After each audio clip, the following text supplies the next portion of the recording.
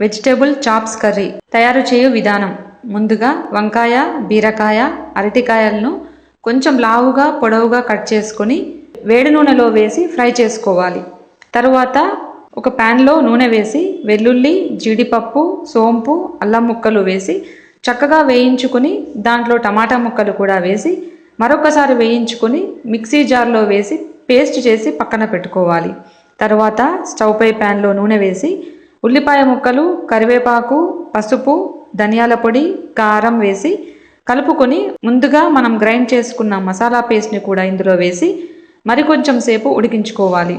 Gravy అంతా ఉడికి పచ్చివాసన పోయిన తరువాత ముందుగా ఫ్రై చేసి పెట్టుకున్న ఈ కూరగాయ ముక్కలన్నింటినీ వేసి దాంతోపాటు మిరియాల పొడి, కొత్తిమీర వేసి మరొకసారి ఉడికించుకొని వేడివేడి అన్నంతో తింటే చాలా రుచిగా ఉంటుంది.